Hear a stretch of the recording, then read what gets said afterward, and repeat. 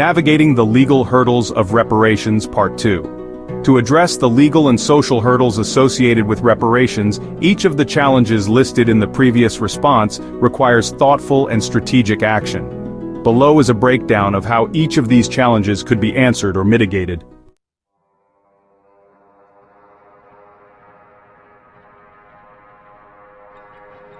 Constitutional and legal hurdles.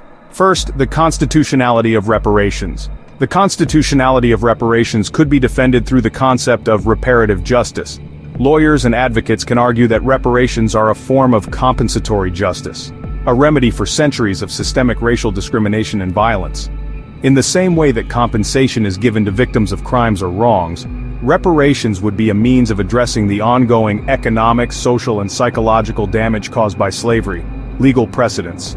The U.S. legal system has allowed for compensation in cases involving historical wrongs, such as the Japanese internment camps during World War II. These precedents can be used as a framework to argue that reparations are a legitimate and necessary remedy. Constitutional interpretation. Proponents could argue that reparations fall under Congress's power to redress injustices and provide remedies for groups harmed by federal or state actions. The Equal Protection Clause of the 14th Amendment could be interpreted as permitting reparations when aimed at remedying institutional inequality rather than creating new forms of discrimination. Next, establishing direct descendants. Eligibility for reparations could be determined by creating a clear, verifiable criteria for descendants of enslaved people. This might include genealogical research, historical records, and DNA testing to establish lineage. However, the focus would likely be on direct descendants of enslaved people whose families were subject to the legal and economic systems of slavery. Inclusion of descendants. A task force or commission could be established to define eligibility and develop guidelines for verifying claims. This process would include the involvement of historians, genealogists, and community representatives to ensure that the process is both transparent and fair. Lastly, the creation of a legal framework. A federal reparations bill, similar to H.R. 40, would need to be passed to establish a reparations commission responsible for determining the amount of reparations and the method of distribution. This commission would also have the authority to design a program for funding and distributing reparations to qualified recipients. Federal and state legislation. New legislation would likely need to be introduced at both the state and federal levels.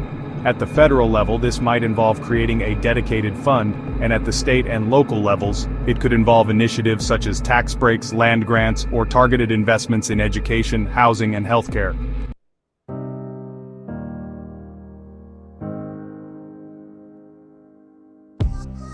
Political and legislative hurdles. First, political opposition.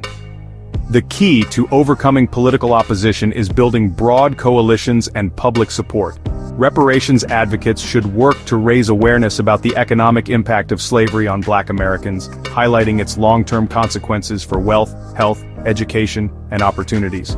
Public education campaigns, storytelling, and personal narratives can be powerful tools in shifting public opinion. Bipartisan support. Advocates could also seek bipartisan support by framing reparations as a national investment that can benefit all Americans by reducing inequality and improving economic growth. Emphasizing the economic benefits of reparations, such as stimulating local economies and creating jobs, could appeal to conservative lawmakers. Appealing to shared values.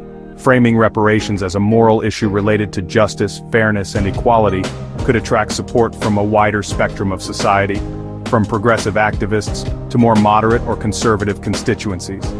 Next, funding and fiscal responsibility. Funding reparations could involve targeted tax policies, such as taxes on the wealthiest Americans, corporations that profited from slavery, or windfall taxes on industries that have historically exploited Black labor. This could ensure that the funding for reparations comes from those who benefited most from the legacy of slavery. Public-private partnerships. Additionally, private sector contributions could be encouraged through corporate social responsibility programs, where businesses involved in slavery or colonial exploitation provide funding. There could also be discussions around sovereign wealth funds or investment funds set aside specifically for reparations following a staggered implementation. Rather than funding reparations all at once, the disbursement could be phased in over time, with targeted investments in areas like education, healthcare, and infrastructure to maximize economic impact. Lastly, policy implementation, and infrastructure. To effectively implement reparations, a reparations agency or task force should be established with the sole purpose of overseeing the distribution of funds, ensuring transparency, and addressing grievances. This agency would also be responsible for providing clear guidelines on eligibility and distribution methods. Technology and infrastructure.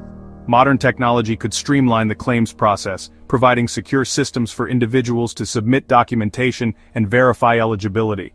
Additionally, partnerships with local governments, nonprofits, and educational institutions could help manage reparations programs on the ground.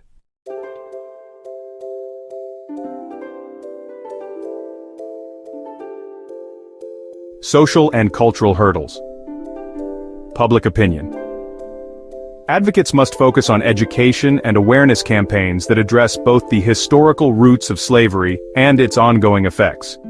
Documentaries, educational materials, social media campaigns, and public forums could help inform the public about the impact of slavery on the Black community and why reparations are necessary. Personal stories from descendants of enslaved people, historians, and economists could help humanize the issue and appeal to the emotions of the broader public. By framing reparations as a means of healing historical wounds, the movement could generate empathy and understanding. Resistance from other racial communities. To address resistance, reparations advocates should emphasize the benefits for all Americans, not just the recipients of reparations. This could include arguments about reducing the wealth gap, improving the economy, and fostering social stability. Programs aimed at improving education, healthcare, and infrastructure would benefit everyone, not just the direct recipients.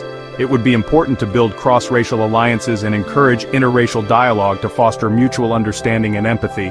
Promoting shared goals such as economic equality and justice for all would help garner support across diverse communities. Psychological and emotional factors. Addressing the emotional and psychological factors of reparations will require truth-telling and reconciliation processes. These processes could include public hearings, storytelling, and education initiatives that allow people to acknowledge the historical trauma of slavery and its legacy. Conversations that allow both Black Americans and other racial groups to express their perspectives and emotions could create a space for collective healing and understanding. National initiatives, such as the Truth and Reconciliation Commissions, similar to South Africa's post-apartheid model, could be part of the reparations process.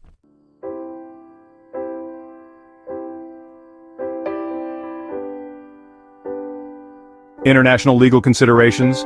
International precedents. International precedents, such as reparations paid by Germany to Holocaust survivors, and reparations paid to Japanese by America due to their internment during World War II, can provide legal and moral support for the reparations movement. These examples show that countries can and should compensate groups that suffered historical injustices. International human rights organizations like the United Nations can be allies in applying pressure on the U.S. government to address reparations. Human rights frameworks can help to underscore the moral and legal imperatives of reparations. Legal precedents for restorative justice. The U.S. has seen local reparations initiatives like in Evanston, Illinois, and California's Reparations Task Force. These programs could provide models for implementation and help establish legal precedents for national reparations policies. The civil rights movement, as well as reparations initiatives in other countries, can provide legal strategies, frameworks, and insights into what works and what doesn't in the context of reparative justice.